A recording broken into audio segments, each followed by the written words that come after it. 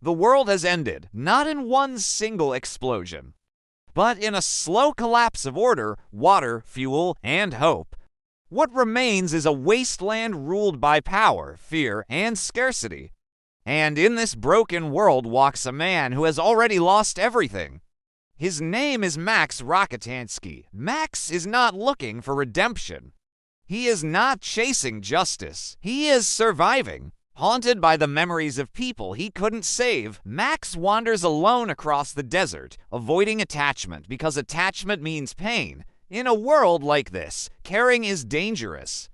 But survival doesn't last long when he is captured by a group of pale, fanatical soldiers known as the War Boys. They serve Immortan Joe, and Immortan Joe is not just a warlord, he is a self-proclaimed savior. High above the desert stands the Citadel, a fortress built around water reserves. Joe controls the water, and by controlling water, he controls life. The people below worship him because they depend on him. He releases water in controlled bursts, reminding everyone that he alone decides who lives comfortably and who suffers.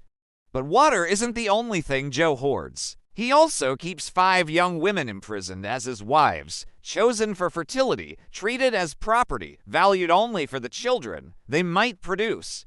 And that is where Imperator Furiosa enters the story. Furiosa is one of Joe's top commanders. She drives the massive war rig, a heavily armored truck used for dangerous supply missions across the desert. Strong, focused, silent. But this time, the supply run is a lie. Hidden inside the war rig are Joe's wives. Furiosa is smuggling them out. She is not running for revenge. She is running for freedom. When Immortan Joe discovers the betrayal, he reacts instantly. The desert explodes into motion. Engines roar. Dust storms rise. An entire army launches into pursuit. The chase begins, and it doesn't stop. Meanwhile, Max is strapped to one of Joe's war boys, used as a human blood donor for a sick young soldier named Nux. Nux is desperate for glory. He believes dying in battle will earn him eternal reward. But during a violent sandstorm filled with lightning and chaos, vehicles flip and crash. Max seizes the moment. He escapes, and in doing so, he collides with Furiosa and the escaping women. At first, there is no trust. Max wants the war rig for himself. Furiosa wants him gone. They fight. They threaten. But survival forces compromise. The desert is too dangerous for division. Reluctantly, they form an alliance. As the chase continues, the film reveals small pieces of who these people are. Furiosa was taken from a place called the Green Place when she was a child. It was fertile, peaceful, real. That is where she is trying to return. The wives are not passive victims. They want control over their own lives. They want choice, and slowly, even Max begins to care. Not loudly, not dramatically, but quietly.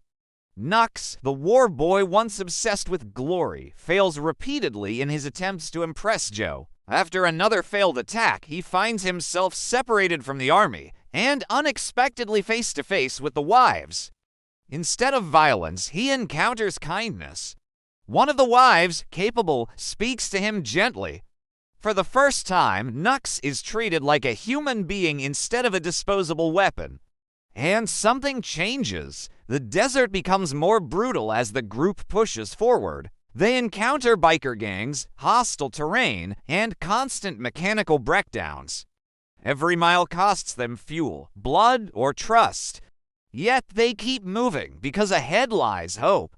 The Green Place, but when they finally reach it, it's gone. The land is poisoned. Water is contaminated. The fertile soil Furiosa remembers has been swallowed by the wasteland. The dream is dead. Furiosa collapses in despair. All this sacrifice for nothing. It is Max who speaks the simple truth. If there is no safe place ahead, then the only option is to take control of what already exists. The Citadel has water. The Citadel has power. If they can overthrow Immortan Joe, they can free the people. Not just themselves, everyone. It is a dangerous plan. But it is the only plan, so they turn the war rig around and drive straight back into war. The final chase is relentless. Joe and his army close in from all sides. Vehicles collide at full speed. Explosions light up the night. Metal tears apart under pressure. But this time, they are not running. They are attacking. Nux makes his final decision. No longer chasing false glory, he chooses real purpose. In a desperate move, he sacrifices himself to block the pursuing army, buying time for the others. It is not a grand speech. It is not theatrical. It is human. Furiosa faces Immortan Joe in a brutal confrontation. This is not just about survival anymore. It is about ending control, ending ownership, ending fear. With Max's help, she defeats Joe, and the symbol of tyranny falls. They return to the Citadel. The people gather. Joe's body is revealed. The myth collapses. Water is released freely. For the first time, the people drink without begging. Furiosa rises upward on the Citadel platform. Not as a dictator, but as a leader chosen by action. And Max, he does what he always does. He disappears. He does not seek reward. He does not stay to rule. He fades into the crowd and walks back into the desert. Still alone, but not unchanged. Mad Max. Fury Road is not just a 2-hour chase.